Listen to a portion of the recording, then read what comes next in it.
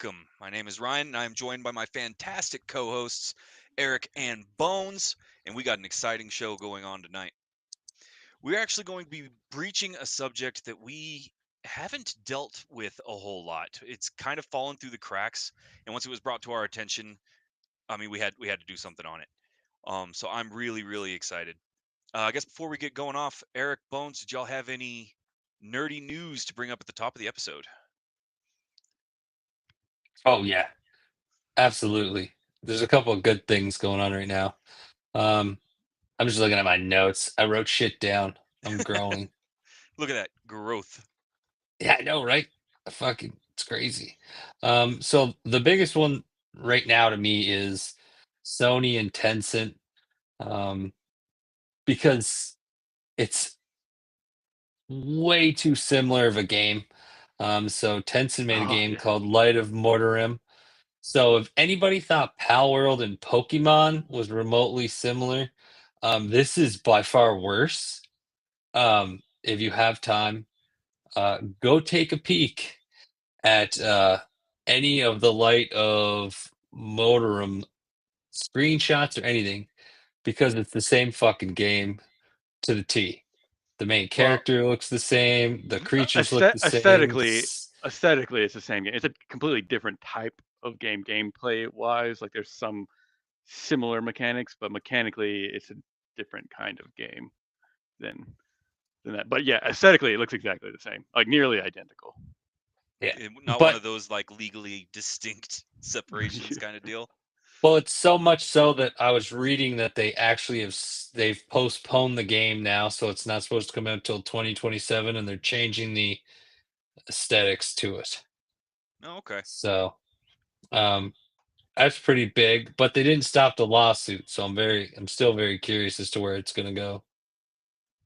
Probably because they gotta make them legally bound to change things enough. Yeah, Yeah, and once it gets attention, it's gonna you got to make a major overhaul. You're not gonna be able to squeak through. No, that's interesting news. I know this one. I think we've talked about it a little bit before, but I guess kind of in the normally I'd say unplugged side of things, but I guess in the tabletop side of things, we did get word that season 4 of Critical Role, which everybody is super excited about, will not be DM'd by Matt Mercer. Now, Yep. anybody who listens to our show probably already knows that, but Matt Mercer is taking kind of a leave of absence. Right now, it is unconfirmed on whether or not he's going to stay out the entire time. There's also rumors that he might be a player in the game instead of the he DM. he put out that he was playing this time. So I think that's cool. And he's being the big seats being filled by Brennan Lee Mulligan, who does a lot of work with Dimension 20 and stuff. And I absolutely love him, so I'm excited to see how it goes. I was initially very concerned about that switch because it's kind of my comfort show. It's what I listen to, I don't know, take me out of a bad mood, right? And Brennan Mulligan does a fantastic job, but I actually only really know him from things like Never Stop Exploding. And so he's fantastic DM, but I'd never felt like he had a good tone for something Critical Role esque. And then I remembered that he did all the EXU stuff and went back and rewatched some of that, and now I'm just stoked. I'm just happy. So I don't have any major news, but so we got continuing Bring on the Bad Guys from Marvel, which is Red Skull this week. Also, Predator Kills the Marvel Universe #1 came out this yes, week, which is a King Predator with vibranium, so it should be pretty interesting. I'm excited. Oh man, I'll have to get it. That's Yeah. probably good. Uh, Superman, the Kryptonite Spectrum, which is like an like new mini for some like new powers of Superman. I think it'll be pretty interesting read. Um, that's like that's like the only ones that I can really find that were like interesting for #1s. I think this this week. Obviously, there's tons of other comics and continuations of stories. Magic #8 coming out. Gonna pick that Yeah, one up because that's my girl. But yeah, I She's pretty actually, good in the comics. I do enjoy her character yeah, I usually. really like Magic in the comics. I like Magic in general. Bones has been a major Magic supporter for I don't know a bajillion years. So, um, now I'm excited for a lot of the comic book stuff. I'm excited to hear those #1s coming out. I've been following the Absolute DC verse pretty hard. I'm enjoying that, and I'm not gonna lie to you. Before the Absolute verse was kind of brought into the light, I was starting to get a little frustrated at the fact that the entire comic book universe from the big hitters, right, from Marvel, from DC, it's all multiverse storytelling right now. And I was starting to be like, man, why are we doing all the multiverse? Give me some like brightest day style storytelling. And then I had to eat crow because Absolute is amazing. So, Yeah, I love it. all right, well, let's go ahead and get into the Oh, meat of it. one We more are, thing. oh, Aliens, the TV show is out now. I have Alieners. not had a chance to watch it. It's supposed to be really good. If anybody has, let us know. Mention, talk about it. I think it's good. It's got some good ideas to it. Um, and seeing it as a show instead of just a fucking movie every few years, kind of exciting. You get hopefully some good cliffhangers, and stuff like that. Because usually that series is pretty good for it. So it'll be nice Yeah. to cut it off and have to wait a week or whatever to watch it. Actually, that reminded me of something too, just real quick. Demon Slayer Infinity Castle got the official release date for the US. ooh, Crunchyroll September Finally. 12th, I think. September So right around the 12th. corner. Okay. Jesus. Well, I Took them know long that, enough. and I can't believe I forgot to bring this up, but yeah, the Alien TV show on Hulu. I'm super excited for it. I think we have 2 episodes now. I haven't personally had a chance to watch it, despite the fact that it is literally sitting on my queue, just ready for me to hit play. I have heard that it's got some fantastic elements, but I've also heard that they kind of played fast and loose with continuity, which is anybody who's a real fan of like Alien, Terminator, and Predator. That's not anything new, but What I'm, what is continuity? yeah. I mean, realistically, at this stage with some of it, yeah, what is? But they do such a good job. I Uh, mean, I'm they work excited about it. everything into it. I love all the Predator things. Like my favorite one is still the Adrian Brody. Is that who it The was Predators, when yeah, they sent him to that weird ass planet to fucking kill him? yeah. That was great, dude. I absolutely love that. There are so many really good Predator comic storylines that I'm hoping get some attention. I'm not gonna lie. I'm a big fan of the original and everything that it stands for.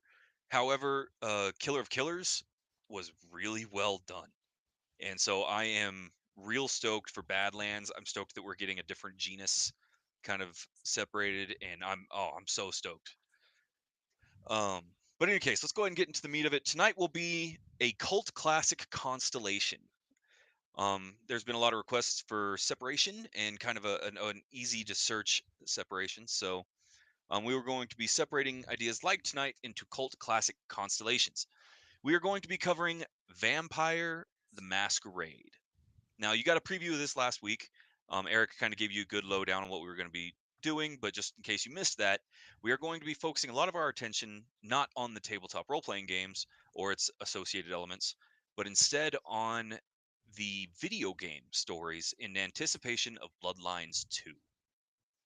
So, we were talking about this a little bit before the show, and I've actually never dipped my toes into the video games for Vampire, despite the fact that I've been an avid like White Wolf tabletop player for many years. I guess it's just because Vampire was never really like my jam. It's hard to hold up to like Mage or Changeling, but I still think you're missing out. Like some of the best storytelling in video games were in those games. well, and that's kind of what I was gonna start the episode off of. Can you give me just a setup of like how did the games function in compared to like me, I played Vampire the Requiem for a very long time. How would you compare the two?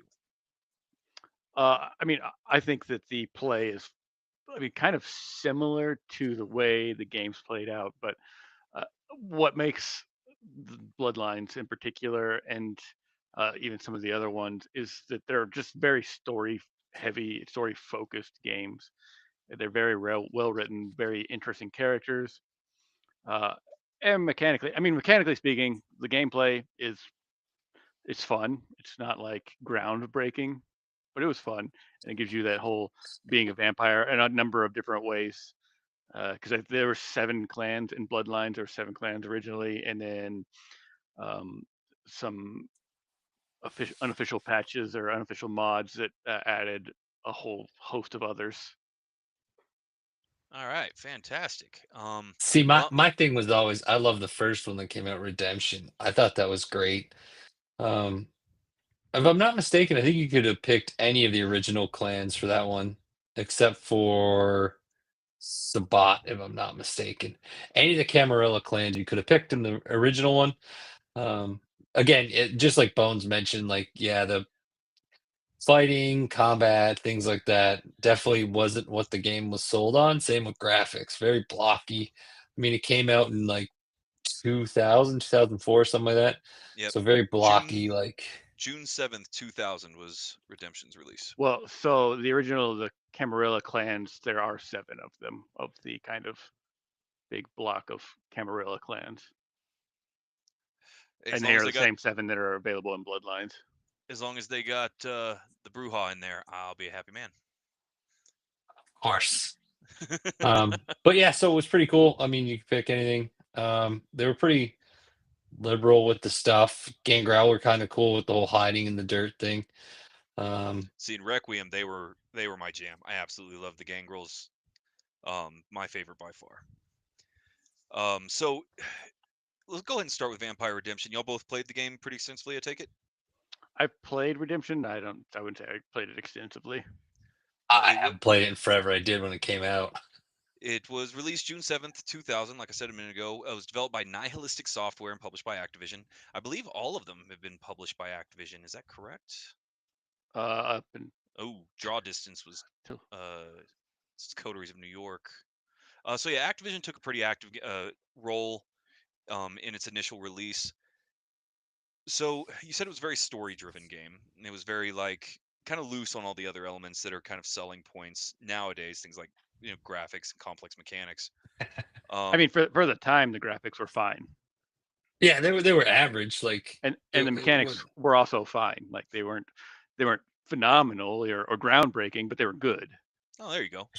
I Well, found a little sluggish, but yeah. I mean, I for the will time though, actually. you got to think. I'm going to take the opportunity to tell anybody that's listening. This is your spoiler warning. Your 25 years ago video game spoiler warning. Um, if you are planning on replaying these games in order to experience the story firsthand, maybe skip ahead just a little bit. So, with that warning in place, let's talk about Redemption's story. If it's a story-driven game, what were the elements that caught your attention? The constant shift in time. So like the way it started out, where like it started out like Crusades era, um, really set the fucking storyline up really well there, and then kind of carried it through the game. So they really played this sort of way your character was out. It was nice. They did the whole thing though. You got to see like when we were talking about Torpor, that happens. Like you get to see it in the game too, and then he comes back. The evolution of like the way the politics for like the Camarilla and like the Sabat and everything like that. You kind of get an idea of how it worked from way back in those times all the way until present day.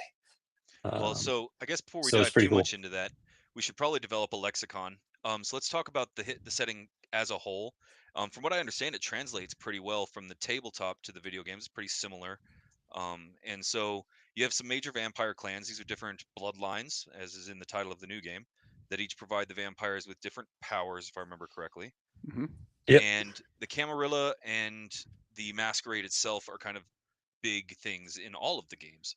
With Well, the there's Camarilla, there's 2 major sects, 3 really major sects. There's the Camarilla, the Anarchs, and the Sabbat. And in almost all of the like very few of the games actually really have the Sabbat too heavily featured in them, but the Camarilla and the Anarchs are almost always included because they're typically your player characters. The Sabbat's usually the kind of, if they're included, they're like the background bad guys kind of oh, gotcha. situation. They're just your general bad guy faction. Yeah, there are like with Bloodlines, there are some mods that you could play Sabbat um, factions of some of the Bloodlines clans. There we go. That's the word. Oh, fantastic. So, the Camarilla is kind of your government, and it's been in place Nice. since the Crusades, probably before that. And then you have the Anarchs, who are just kind of like, as their name implies, trying to bring all that down. Now, I believe the separation of the factions plays predominantly into the Masquerade, which, from what I understand, is just the vampiric need to keep their society and their existence secret from mortals. Yeah, so the Camarilla and the Anarchs both are supporters of the Masquerade. The Anarchs just don't like the structure of the Camarilla, like they want to tear down the ivory tower kind of situation. And the Sabbat, they don't give a fuck about the Masquerade. They're like, let's Those are do all the our, monsters. let's be vampires. Yeah. They All have the right. coolest clan. I They mean, did. La I mean, Sombra is the best that's clan. my favorite one too. Nice. Hands down, dude. And I'm so mad no game has taken advantage of that clan. Like, Oh, you could play it in Bloodlines. There's a patch for it or a mod for it. I have to Well, fucking look it up. I know one thing you've already said that caught my attention that doesn't you don't get to experience it unless you have very particular kinds of storytellers is the transition of time. Because immortality and transition of time in Vampire is a major kind of element and focus of the story. Now, as far as video games go, does it compare to the driven themes of the game? Is it all about like keeping your monster in check and how much you're willing to do to accomplish it, and it's very moral kind of decision making game? Somewhat. It's not too moral. I think the biggest thing is you get closer to the beast is the biggest like thing for at least redemption. I don't remember anything about too much with the Masquerade being involved, like negatively, like if you break it and stuff like that. It's been so long. I just remember the beast part was really something that was serious because if you I remember once you hit it so many times, like it just you started hitting it more and more often and you had to deal with it. So Well, and I, the beast, I of do remember course, that. for those listening, is a reference to that instinctual drive, that predator drive of a vampire. It's that Blade. inhuman, yeah, it's that inhuman side of things. Just think of Um, Wesley Snipes when he went crazy because he didn't have anything to eat for a while in the Blade movie. now, That's the beast. Bones, I'm going to ask a couple clarifying questions for you here. Now, again, most of my knowledge comes from Vampire the Requiem, which was the New World of Darkness release. I enjoyed that one. I learned a lot about it. But does the same things kind of transition over into Masquerade? Is there still the fear of fire and the frenzy from not eating? And Yeah. So you still have like hunger, like you have to, well, so in at least in Bloodlines, like there's mechanics for healing yourself and stuff like that. You can't do that without having Blood. fed. Yeah. Um, yeah, you still there's like weaknesses that still do like damage. Because you're not as susceptible to damage from most things because you're a fucking undead vampire. yeah, you're But already some dead. things obviously do. You still have weaknesses too. Now, we did try a little bit of the new Vampire the Masquerade at our Sunday EB5. table. Yeah. We had it set in Brazil. It was a pretty good story, but those mechanics were a wide shot away from Requiem. Well, no, Requiem was a wide shot away from the Masquerade. traditional vampire game. Gotcha. Okay. So yeah, that's what we're looking at is a series of video games that portray a story that I hope we've laid out for you now. You are playing a vampire, different protagonists through different games, and most of the story's elements are the theme about keeping your predatory instincts and your monster kind of in check, or lack thereof, depending on how you're playing the game. Um, I did not know that the Anarchs and the Camarilla both supported the Masquerade, so that's an interesting distinction for me.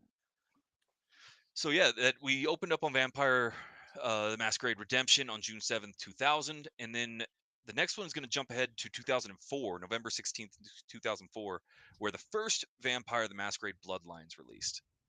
Now, this is the one that I believe caught a lot of attention. Everybody stuck to this one pretty hardcore, and I can see why, because another video game was not released in this franchise for another 15 years. Well, so this one's a pretty interesting story too. So it came out in 2004. It's developed by Troika Games, released by Activision. But because of the way Activision kind of treated things and they were contracted, the release did not actually go very well. And Troika went under, completely shut down Troika Games in the next year, the beginning of the next year. But fans kept Bloodlines alive. Hey, that's what I like to hear right there.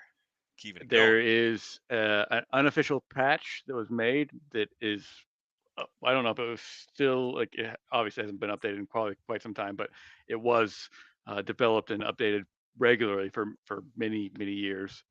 Uh, and it is now like if you decide to play Bloodlines, it's the recommended way to play it. Like if you go to GOG to buy it to download it, it actually literally says that you should download the unofficial patch to play it. And I also highly recommend that if you're going to start playing. Um, yeah, and so this was the first one that was in the franchise that was described as an actual cult classic game. Many publications have described it as a flawed masterpiece of a So game. it was so bad at the beginning. Uh, it was like a worse than a Bethesda game, man. Ooh, Yeah, rough. yeah, Think it's of because they like had, Cyberpunk when it came Gotcha. out, yeah, Cyberpunk 2077 with all those errors and stuff like that. Because again, you could just tell from how many patches and different things have been done with the game. Like it's a huge like following with it. So like everyone was gonna play it. It's just when your mechanics are bad, like it's hard to overcome anything like that. No matter how good a story is, if you can't oh fucking well, fight something, the mechanics Yeah. weren't bad. It was just glitchy and crappy because it was so rushed out. Like it was, yeah.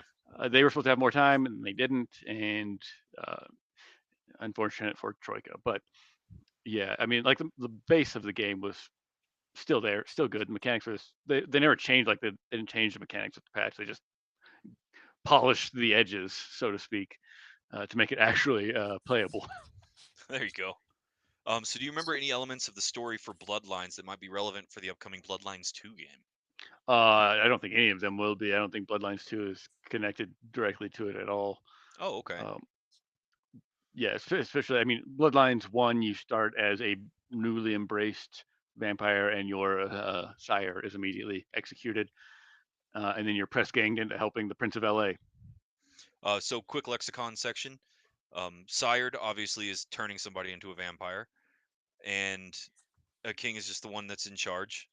What other terms Prince. did we use there? Prince. Prince, yes. In Um, charge of a city. So the prince is the particular individual that's in charge of the city itself. And each major city usually Yeah. had a prince. Or like some kind of, yeah, geographical like area. so is Yeah. it similar to VTR where you had not just the prince but like a sheriff and other political Yep. holders? Yeah. Fantastic. All right.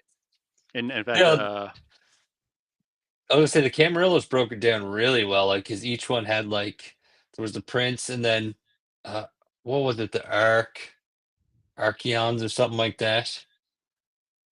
Man, I'm trying to remember all my terminology now. It's been so long. Well, I I mean, mean, it's only you have been regents, it, and you have oh, uh, the sheriff, obviously. Let's see, I'm trying to think of what other. Like they had You so have many like that. barons. Yeah, that's what I mean. Like that's what made Vampire the Masquerade so great is all the different things and like the games tying into them to improve the stories was great. Because like just to visit a city, technically you have to introduce yourself to the prince and ask if you can even be there and feed and do all these things. Like and the games like played into it really well. Like it nothing was overlooked in the games. There was nothing that was just like, well, this happened, but you didn't see it happen. You just know it did because you're the hero. So it was really cool. Yeah, Bloodlines did not do any of the really set any importance on the whole time of, like being an immortal wasn't really uh, there's no big time jumps or anything. It's pretty much just you're playing through a story. But Bloodlines was focused on what is the most kind of uh, quintessential piece of the Masquerade games, and that's politics. See, I'm really hoping the new one touches a lot on politics and stuff like I feel that. like it's going to have to, yeah. I mean, if it's going to attempt to be a successor, a spiritual successor to Bloodlines 1, it's going to have to. And that's actually refreshing because not a lot of video games are doing that right now. We're not getting any even basic systems like Mass Effect, right? Where you had Renegade and Paragon, he says certainly. Um, those type of very simple decision making, almost visual novel style games had a lot of success with Mass Effect and Dragon Age and a lot of that kind of stuff. But recently, we haven't been seeing a lot of that. We've been seeing a decent mix of just a lot of different kinds of shooters and cyclical games, similar to Helldivers 2. And we have had some interesting ventures into linear story games, thinking South of Midnight, which released earlier this year, that are seeing a lot of success, but not a lot of storytelling. Not like even the Telltale games really haven't released anything new in a while. Yeah, actually, kind of my only concern about Bloodlines 2 is that it will forego a better storytelling for more gameplay based aspects, but we'll see. I'm gonna play. I'm gonna play it, so Yeah. I'll let you know. So we did I mean, have a few other releases in between. So after Troika went under, as Bones described earlier, the game and its licensing was picked up by Draw Distance, and they released Vampire the Masquerade: Coteries of New York on December 11th, 2019. So a 15-year jump to the next game, and that gap kind of was the last time that they slowed down with a series of rapid release games that saw mixed success. well, because they're like those storytelling games. Yeah, a So lot of it's not visual so novel much like, games. yeah, it's not the you get to actually play out the character and stuff like that. Well, okay. So I think there's like some important things to mention that led up to this too. So like I said, Troika is closed down in 2005, and uh, yeah, like I said, the community stepped in with the unofficial patch that kept Bloodlines alive, but CCP basically got the rights to the White Wolf video game IP and all that stuff. And they didn't essentially do anything with it. There were several tries in there, but nothing ever got off the ground. Everything was like canceled before it really got well into development. And so in 2015, Paradox bought White Wolf from them, and then that was then you saw, I think that was around the time you saw some of the revamps to the vampire games, the whole World of Darkness games in general. And then in 2019 was when Bloodlines 2 was first announced, and Oh, I did not know that. Oh there's a dear. whole like, man, a whole lot of drama and stuff about what happened around there. Originally, Paradox had Hardsuit developing the game, and then they fired Brian Mitsoda, who was the lead from the 2004 like original Bloodlines. So he was fired, and then in 2020, the narrative designer, I believe he left. I don't know if he of his own will or if he was fired as well. So in 2021, so they have released games going on at this time. Like there's a few going in there in this period, right? But in 2021, then Hardsuit Labs is removed from Paradox, and the game is then delayed indefinitely. And people are like, "Oh no, it's never going to happen." And yeah, like that's probably what I thought as well. Uh, but it was re-revealed in 2023 with the Chinese Room as a developer. Um, and yeah, so they actually made some changes about what they kind of saw, like a tighter scope of the game, maybe like more narrow, just set in Seattle. Uh, that even then, the Chinese Room, I mean, that was like 2 years ago. Everybody's been like, "Is it really happening?" Because after an announcement in 2019 and all of this stuff happening, and they're like, "Ah, is it really happening?" And yeah, it wasn't until like end of last year we think we got some gameplay stuff, like some trailers, some gameplay footage, and then finally an announcement of a release window for October of this year. So it's looking like we're going to get the game. I certainly hope so. I think part of the reason people started doubting the game though was because of the issues with Blood Hunt and how it did. Yeah, Um, because Blood Hunt, I don't know exactly why it didn't do well in the very beginning. I played it myself. I very much enjoyed it. I If you're a liked it. fan of the vampire like story, like I don't know why you wouldn't enjoy it. Um, I didn't have any issues with any of the controls. The graphics were solid. I never had issues logging in. Gameplay wasn't. I don't. I don't see why it didn't do well, or what could have happened. But I think that's why people got so nervous about Bloodlines 2 is when Blood Hunt, even though it's free, still had issues like fucking succeeding.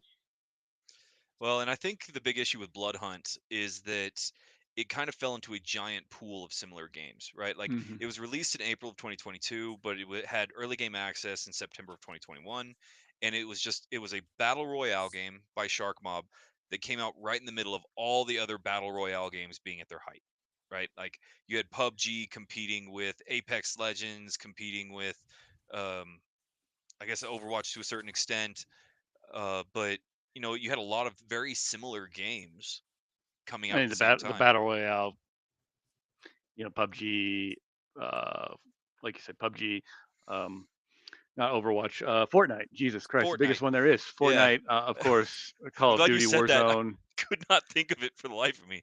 Yeah, Warzone's another good example.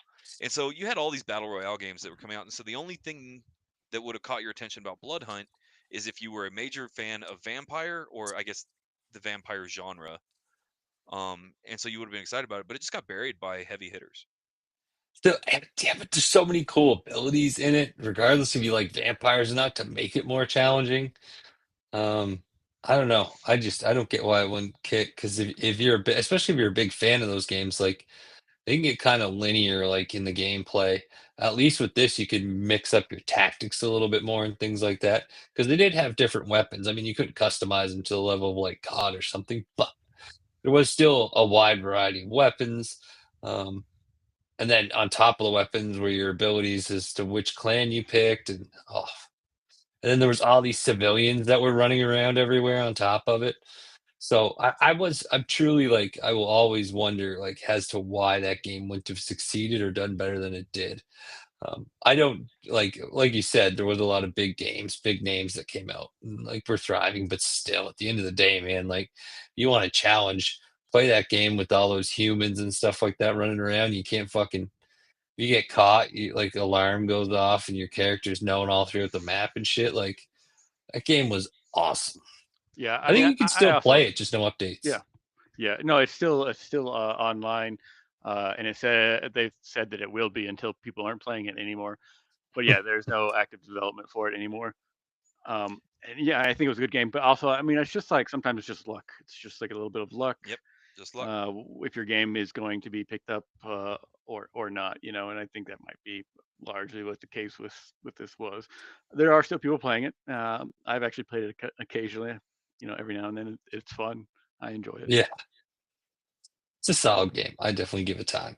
And I know the franchise went through, like Bones kind of described it, a lot of tries around 2022, right? Because the license was getting thrown around like a hot potato.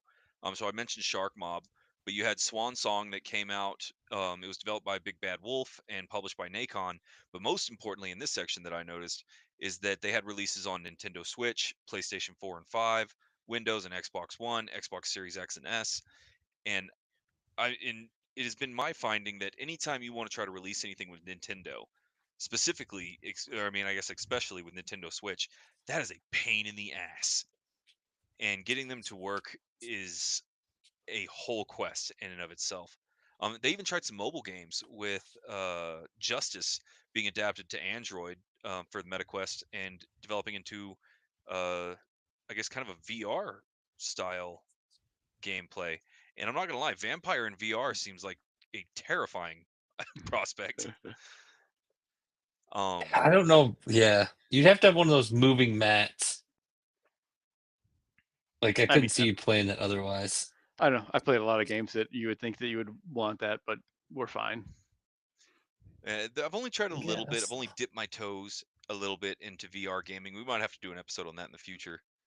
And I think these would be a cool place for it because I think it would be terrifying. Like I truly do.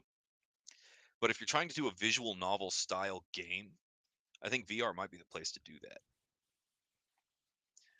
But in any case, beyond that, obviously we have Draw Distance and Dear Villagers coming in as well as fast travel games. So everybody's kind of taking a shot at it until we finally have Bloodlines 2 developed by Hardsuit Labs, as Bone mentioned, and of course the Chinese Room by February 2021. And so everything I'm looking at seems like they're going to try really hard to be a good successor to Bloodlines 1 and do a real service to the fans. But I have to admit, doing something like that is a dangerous thing. Trying to get the fans to be happy with a new game after this amount of time, it would be a daunting task to me. I Yeah, think it would be a little bit better. I think I'd be more nervous about the fan base than like the game itself. Um, because even if they called it something else, like I don't know, I can't think of another title, but even if they didn't call it Bloodlines 2, like they just had a different name for it, it would have high expectations regardless. Just with the fan base they got. But I think with so much time being between the games, um, I don't think the particular title will be too bad. It's just going to be the fan base that's crazy with it. Um, but we'll see. I like I said, I don't know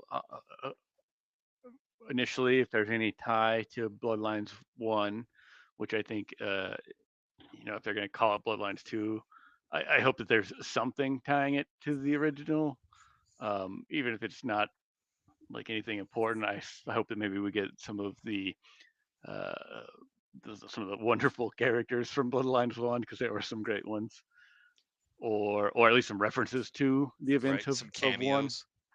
Well, and I think that the Chinese Room is going to be a good place for this to land. I wanted to bring this up a minute ago. I haven't played a lot of their stuff. I kind of played around with Little Orpheus a bit, but Still Wakes the Deep, which we got last year, was one of my top picks of 2024. Still Wakes the Deep was amazing. I absolutely loved it, and I think it's probably one of the shining gems from the Chinese Room. And if they can do something similar with that Vampire, oh, I'm excited. So one thing, so a couple of people, I was doing some looking at the game. So some of the names they mentioned of people that come up is like Prince Lou Graham. I don't know if he was around in the first one. It's like I haven't played the first one in forever. And then the humans definitely wouldn't have been around. Um, but that was the main one that I see right now that's mentioned in it. And I don't see any other mention of the first one at all. Yeah, so that's what I'm saying. There's no reference to it that I know about yet, but hopefully there's at least something. If you're gonna call it Bloodlines 2, I feel like you have to have at least some references or something, some Easter eggs. I mean, I yeah, would imagine. got to be something, right? Get some Smiling Jack or something in there. That's what I hope for. I Well, bet you and you, probably find your sire, who's probably one of the vampires from the original or something, because you're an Smi- elder from 400 years ago. yeah, Smiling Jack is one of the most important characters from Bloodlines 1. Spoilers, by the way, yeah, because you don't know spoilers. that when you meet him. But he's voiced by John DiMaggio. Oh, nice. Yeah. So yeah, I mean, for people who don't know who that is, right off the top of your head, he is the voice actor for Bender originally, and also for Marcus Phoenix in the uh, Gears of War series. Oh, nice. Nice. Another thing that's new with Bloodlines too, they haven't done before, is you're actually like, because you are this older vampire, you're not like starting out as either human or freshly turned.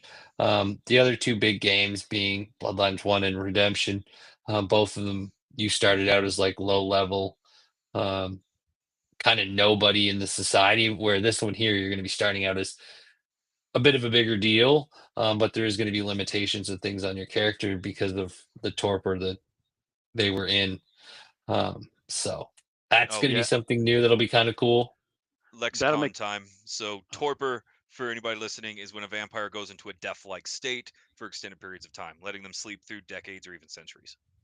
Yeah, that'll make for a much different political situation than in Bloodlines 1. Because like Bloodlines 1, like you said, you kind of get press ganged into working for the prince. And you don't have a real choice because you don't even really know. You're like freshly turned. You don't really know anything about vampires or vampire society. So you're like learning and you're getting tricked. And there's all kinds of people playing on your ignorance.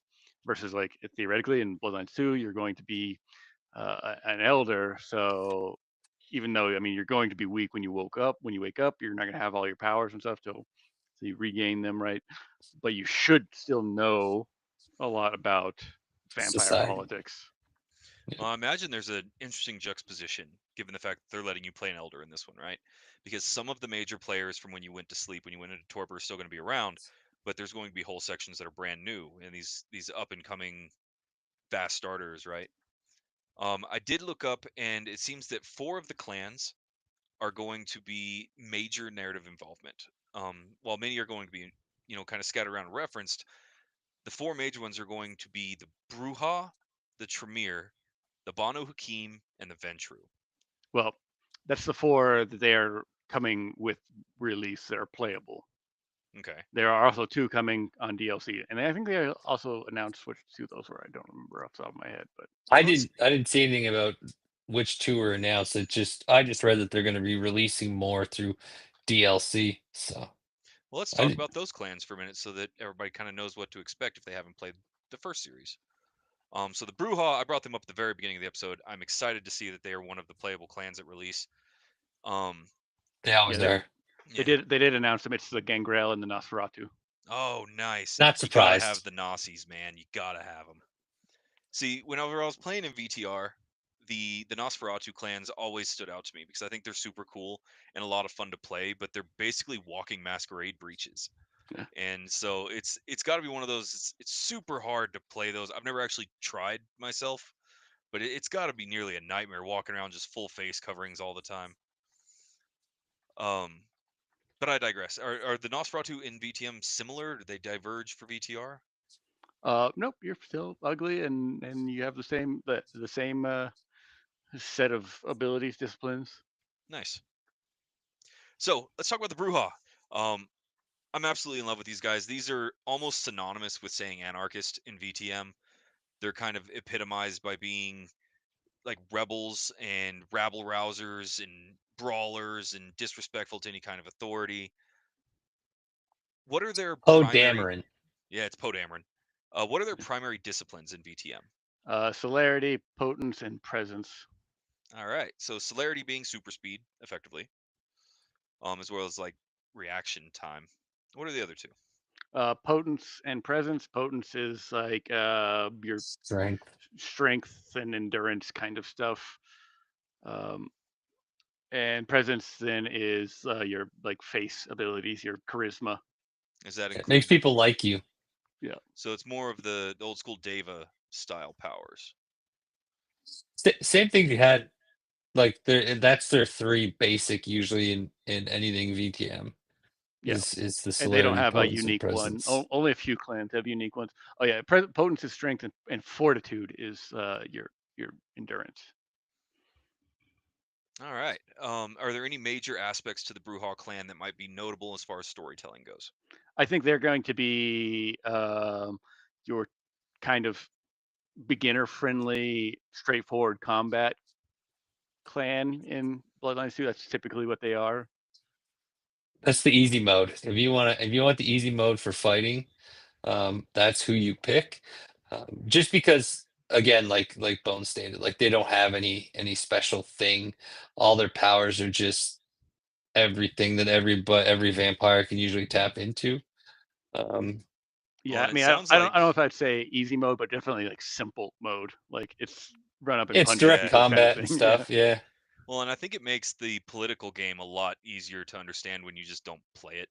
So Yeah, and they're almost always so early on, like pre V5, they are a Camarilla with some being anarchs, and then in V5 they are all anarchs. So I assume that they will be anarchs in Bloodlines 2, since it's probably going to be more based on the V5 setting. So all right, tell me about the powers for the Tremere. Tremere are casters, and they are always Camarilla. I'm sure you could play them as anarchs, but they're basically always Camarilla. They are blood mages. Very thaumaturgy. I said yeah, that wrong. very That's what very it is. political. And yeah, originally their unique discipline was called thaumaturgy. Now it's just called blood sorcery. I assume it'll probably be called Blood Sorcery in V5. I don't know, or in Bloodlines 2. I haven't actually looked, but I assume that's the case. And then they have Auspex and Dominate. Nice. Auspex is your perception Super abilities. senses. Yeah, and then Dominate Fun, is man. mind control. So what kind of effects can you generate with blood sorcery? Is it limited? Is it unlimited? Man, there's like It so see much. Yeah, depends on what they're gonna do in the game, yeah. like because you can do a lot. Like and In Tremere's the like they can never do it right in the games. I like because they're so school based and like well, yeah, in they're the tabletop, the blood sorcery can do fucking so much stuff. It's like so versatile. I think that they're probably going to be like ranged caster types, Okay. uh, more or less, like kind of that archetype in the game.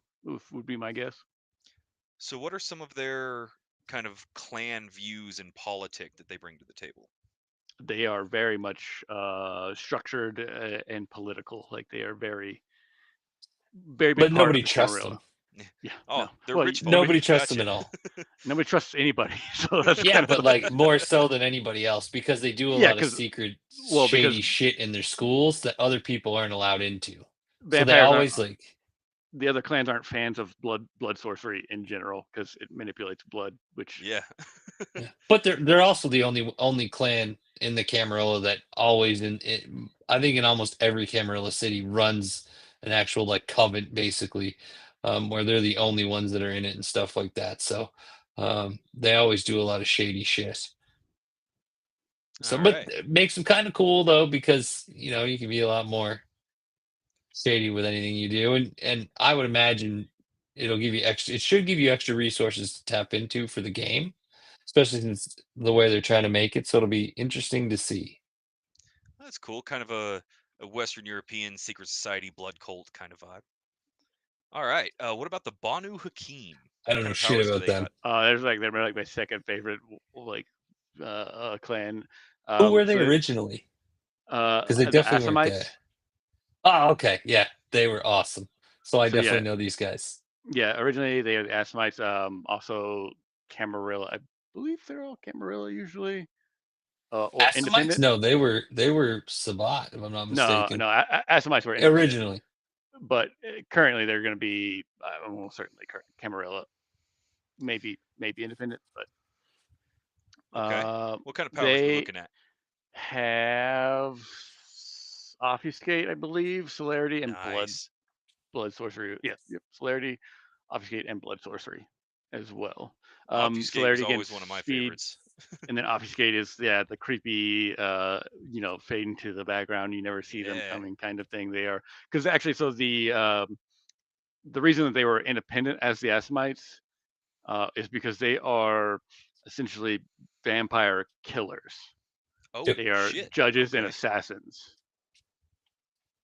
Nice. Yeah, I imagine they're gonna get some love in the game. Assassins are hot right now. Well, I mean, And and they were really good at it. Like they're very good in a fight. It and reminds yeah, Their me of powers the went to it. the old school they're like hound positions, right? Where you were one of the sheriff's enforcers. they're they're um their play style. I'm certain it's going to be your stealth. Play through, sneak Assassin's Creed around, and style. stab them in the back, kind of thing. All right. And as far as clan structure and political views, you said they were mostly independent. Do they have any notable features of their clan? Yeah, they're very like tradition focused, tradition bound. Like their clan is very uh, structured, very hard, like solid structure. And again, I think they're going to be in V5. They are split between the Camarilla and being independent. And then as Assamites before, they were pre V5, they were all independent. So they would work for the Sabbat they would basically work for anybody uh, if you had a Paid them. reason. They don't do it just for money. Like they weren't just like give us money and we'll kill people. You have to have like a good reason for them to be involved as well. So very much enforcers of the masquerade then. Not necessarily.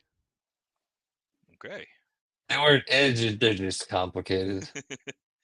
Well, on the subject of complicated, let's go ahead and go to a clan that I know everyone hates and would never trust, the Ventrue. So what kind of powers are we looking like for the Ventrue?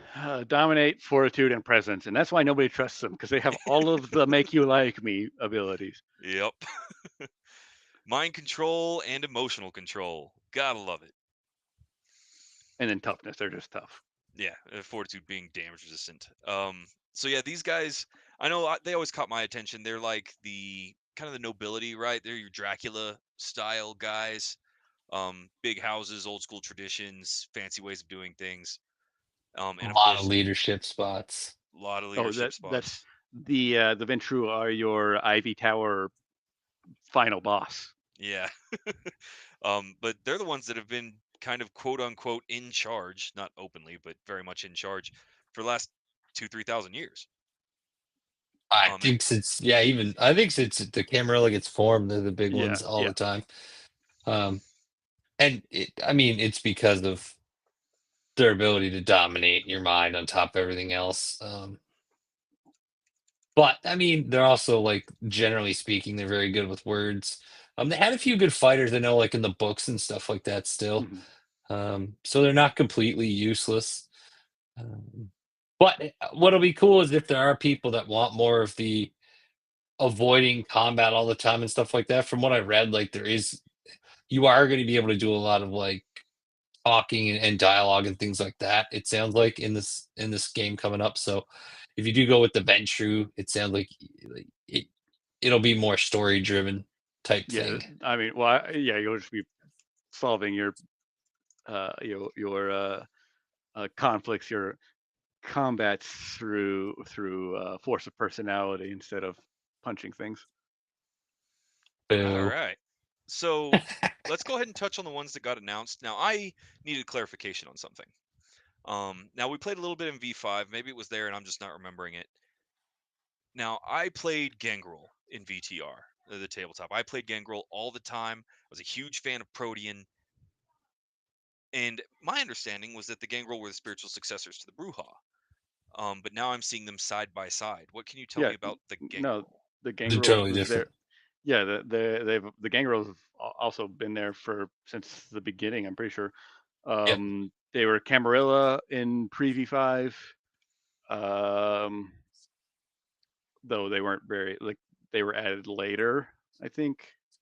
So they weren't as big in the story most of the time. And then post V5, they are Anarchs and Independents. Nice. Are they still rocking animalism and Protean and Animalism, Fortitude? Protean, and Fortitude. Yep. The fortitude.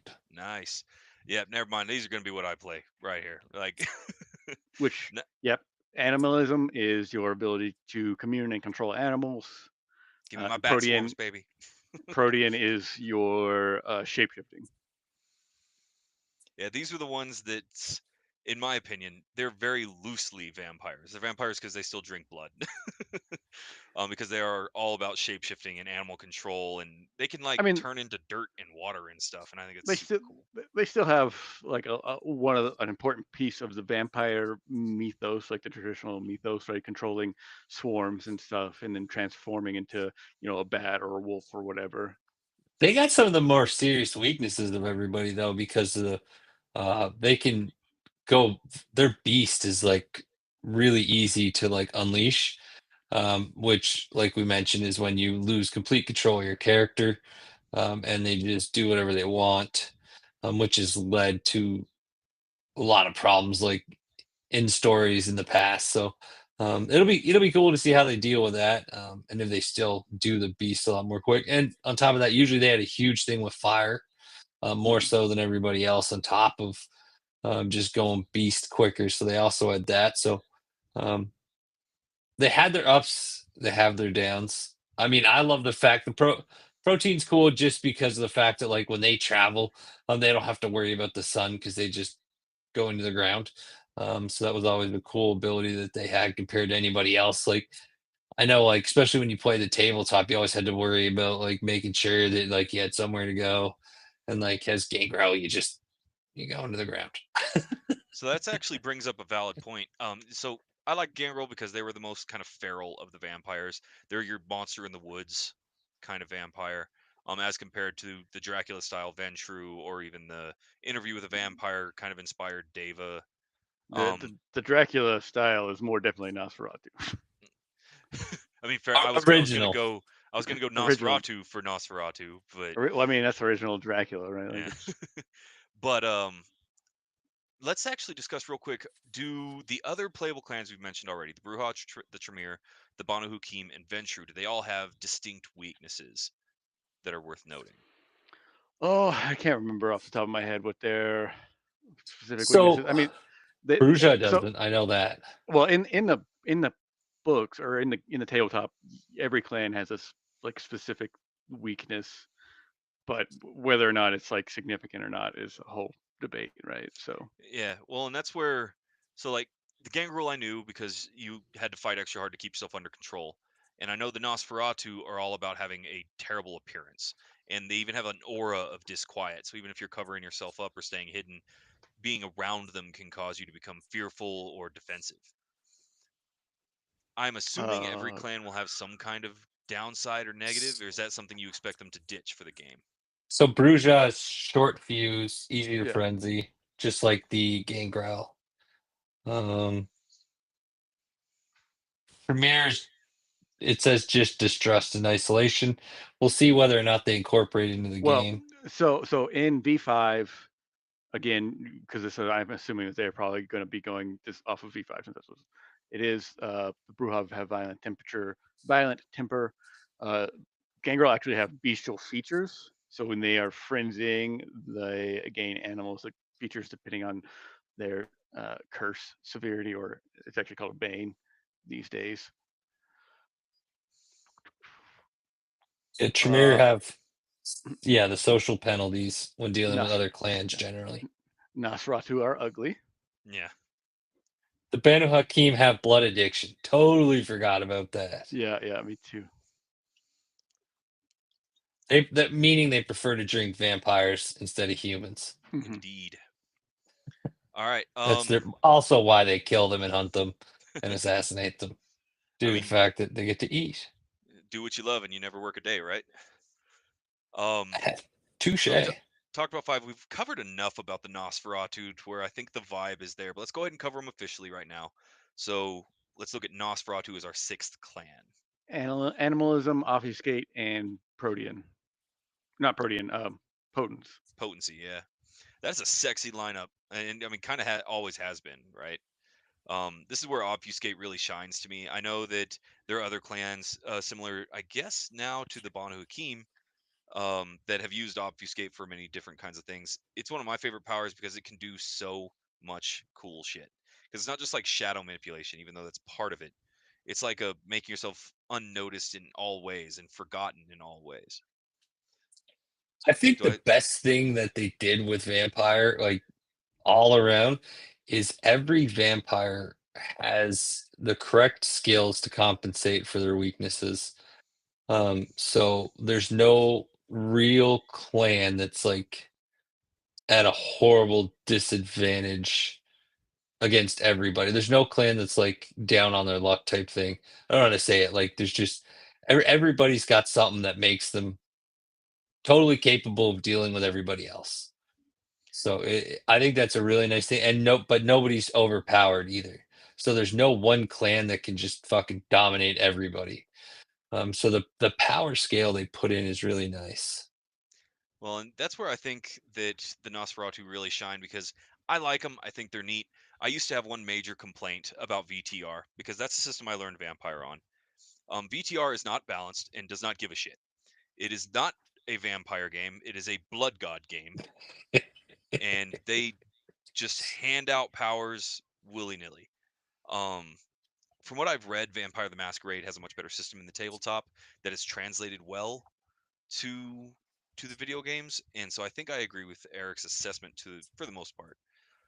But Nosferatu, I do want to clarify. You know, we keep calling him ugly. That is that is it, but it's a little bit more than that because they have features that readily identify them as a monster. Bones kind of hit it on the head a minute ago, talking about the bestial features. these are the vampires that are dead giveaways, right? You can clock them from a block away. They kind of remind me, I mean, yes, of Nosferatu in their namesake, but kind of like the vampires that were featured in Buffy the Vampire Slayer in the 90s. You know, where the minute they're raging or fighting or anything, they just turn into a monster. Yeah, Dusk Till Dawn style. Yeah, Dusk Till Dawn. And of course they have the powers to kind of compensate for that. Obfuscate being one of them. Having potency is always good, and again, kind of like you were talking about, it's one of the big three that everybody gets one, right? Um, and animalism, I don't know. I can't explain animalism for the Nosferatu. I just think it's cool. I'm glad they have it. Well, controlling rats and stuff like that. That's Oh yeah, okay, Rat King style. All right, cool. yeah. Now, what about Nosferatu as a clan hold? Any political views or stances? How do they interact with the Camarilla? Oh, they are all Information gatherers. yeah. Like shadow Typically, brokers. Yep. They have in the past. I don't know like currently what's going on, but like they have held cities as princes before. It's hmm not common, but they definitely have. Um, and they're great in a fight generally. Like I mean, they're yeah, potencies Yeah. well, not makes just anybody that, but great to fight. like well, their ability for like hiding in shadows and things like that make them great for um dealing with situations. So they're a pretty interesting clan to say the least. They're very underestimated by everybody. That's the biggest thing they got going for them. A lot of people underestimate just due to their looks and things like that. hmm Well, I know back when I was playing in New World of Darkness, we were set up in New Orleans, and the Gangrel and the Nosferatu both were they're kind of like called on mercenary foot soldier guys. Nobody really gave them much credit beyond that. Um, you know, they were just kind of the beat 'em up. You brought them in as support muscle. So, if you could pick a clan to be added to Bloodlines 2, who would it be? I think I know what Eric's gonna say. Oh, you absolutely know what I'm gonna say. It's the best Uh, clan in the whole I game. can't say the same thing. I mean, I agree, but so in the effort to pick something else, I'm gonna say the Chimiche. They're Okay. I don't know they that are one. That must be they one of the are newer ones. they are Sabat. No, they are old. They're very old. They're like the leaders of the Sabat, kind of. Um, Oh, okay. I just say it different than you do. I know who you mean now. yeah. That's like so. Assuming that it's a Romanian name, that would be how it would be pronounced. But No, you're probably right, man. I don't read very well, so yeah, it's no, a very I'm with you. fucking hard to pronounce word. It is spelled, just so everybody knows, it is spelled Tzimisce. Yeah, So yeah, have fun with that. But they're flesh crafters. Like they that's why they're cool. They are like Gangrel, but on other people There and you go. permanently. it'll be nice to see them do Sabat with one of these games at some point, like for DLCs. It'd be nice to see a storyline with a Sabat led character. Um, I would definitely love to see a more open world. Like they've been talking about an MMORPG for this forever. Not to get off topic, but Yeah, that was just one to of the where you could things. pick either things because like I want to play a Lasombra. They Yeah. generally are Well, never in the Camarilla. they are now in So V5. They are split are between the they? Sabat and the Camarilla. Yeah. I have to fucking start looking again. I haven't in When forever. when we did our Sunday game, that's actually what I played. I played a Sombra. Like the way they can control shadows and stuff like that. Like Yeah, they have a unique discipline that allows them to control shadows. yes, it is. Well, and so again, don't have too much experience in VTM. I'm going to draw on what we learned from V5. Um, and it's not what I would pick, but I will admit that it's odd that the Malkavians are not featured in any way. I think So that's weird. they're mentioned as a possibility, like when I was deep diving into everything. And yes, I use AI to help me. They are mentioned as one of the possibilities of what's going to come up. Now, if I was going to So pick one, though, I got to go Hakata. I knew you were going to say that. Give me some blood necromancy, man. Give me some cool magics. yeah, no, there's a lot of great vampires. And it's hard to include everybody inside. Like there's no way to do it. Um, even like Blood Hunt didn't include everybody. Yeah. Didn't even include that many. So it's hard to do. It's nice to see. And again, I mentioned it last week. I'll mention it again this week. They are hiring if anybody wants to work. I think it's White Wolf themselves are hiring. They're trying to pick things up again. It looks like they're trying to get it going. Oh Be yeah, they nice to just see some novels announced. coming out and stuff like that. So, Yeah, I would love to um, see some more novels coming out. That's what I mean. dude, the That's original something. novels were Yeah, great. the clan novels, Like, 13 clan novels. oh, Hmm. dude, I can't even find them on eBay to buy. Um, so I had all the original ones. Had to get rid of them due to some stuff. But if I could get them again, I definitely would. And the original way the game played or the story went was so great because everybody was worried about the elders coming back to life. Well, not the elders; they were older than the elders. The I don't remember what it was called. They were second generation vampires, though, second or third. They were all supposedly asleep somewhere, and we're gonna wake up one day. And Man, the second story, and third generation? well, they were one or the other. I don't remember which. I think they were third generation. That's For some still reason, I waking think them all up the would be a second died. bad idea.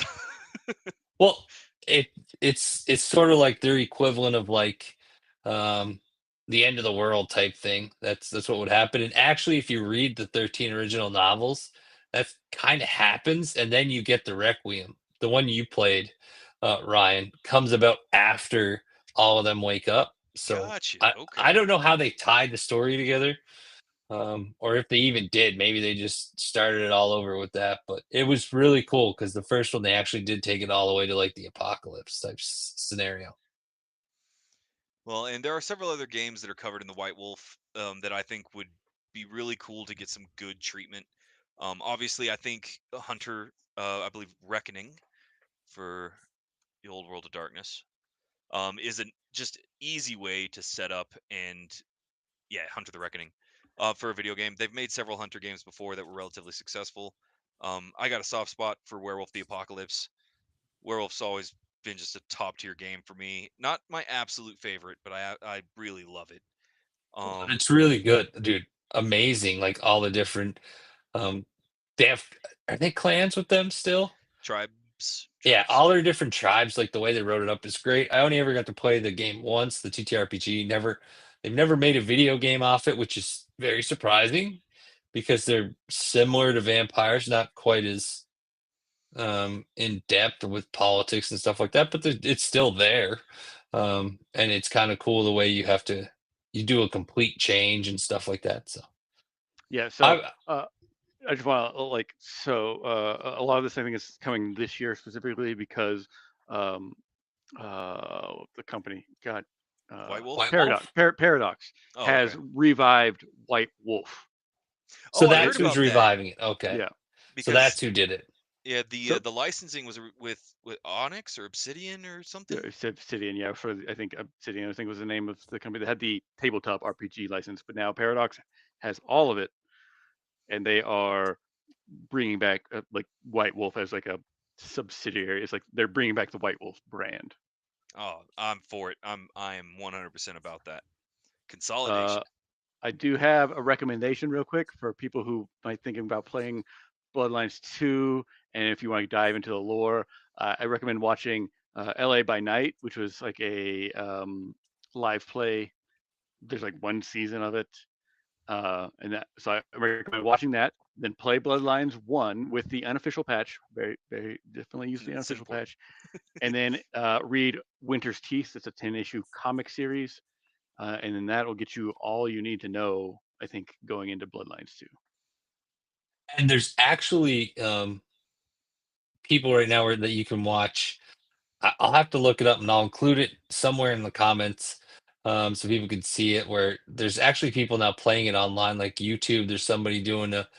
Um, you can actually jump in and get like one play like for the tabletop game and stuff like that. If people are curious into that, it's somebody pretty big, I guess. I got a message about it earlier, so I'll throw it in the comments. But it's a way to like jump in, either play or maybe just watch them play, and kind of enjoy seeing the game and stuff like that. Because if you're into more story than anything else, like vampires, just fucking where it's at. Yeah, it's definitely I think the one that's got the most attention, right? It has the most lore, the most players. I think it's definitely the White Wolf like go to. It's the D&D, so to speak. You gotta think it got big right around, like initially got big right around, what was the one with Tom Cruise and Brad Pitt? I know Interview everyone's with the gonna hate me Vampire. for Interview that. with the Yeah. Vampire. So like right there, that's the epitome. Like if you Oh, want, there's a fucking show. What? oh yeah, Yeah, there was a show I watched it. It on was Fox. all right. I did not. I just found out. I found it. I'm gonna go watch it later. Well, I know what I'm doing tonight. It actually isn't too bad. Like if you like the original Interview It with has the Vampire, it has it's like a not bad. 7.7 rating on the place where I watch shows. Word. No, it's fantastic. All right, so before we go ahead and weigh anchor and slip out of this space, guys, um, next week we're going to be setting up for, I believe it's Gamescom next week. Is it? Is that right? No, next 1 minute. What day is today? No, next week is, so we're doing like Nerdverse 101. So we're going to be talking TCGs. So Oh, we still have to come together. We're still going to debate as to exactly what we're going to talk about. We're looking right now. Definitely Magic will be part of it, and it's going hmm to be more of a starter stuff. Um, might include some Pokemon stuff. Might include a little bit of comic book stuff, but yeah, it's mostly going to be like getting into like Nerdverse 101. So yeah. basically the intro to it. Um, So Again, we're this not is, sure exactly how we're going to do it yet because we've had some debates on it and we're talking. No one can ever agree on just one thing. oh So no. we'll probably do a little bit of everything. But I mean, shit, Well, who knows? and that's where I'm actually going to lean on you guys. If you're watching this episode and you've made it this far, obviously you like what you're doing, you like what we're having to say, or maybe you disagree hard enough that you're kind of hate watching, and I'm for that too. Um, our Nerdverse 101 series is going to be intros to the Nerdverse section, whether it's a franchise or a game or something similar.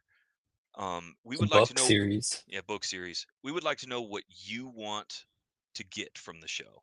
Any type of comment, I promise, will be read and responded to, and we will listen to what you have to say and incorporate it into the show. Now, any last minute touches before we weigh anchor here, guys? No, that's it. I don't All have right. Yep. anything else. I think everything's gravy. Well, with that, then, guys, you have been with us on a journey all the way through the cult classic constellation of Vampire the Mouthful. Masquerade. If you made it this far, guys, we do request that you give us a like, give us a follow, because we know the way. But yeah, with that, we're going to go ahead and get out of here. Let us know what you think of vampires, and we will see you next week for TCGs. Bye. See you guys.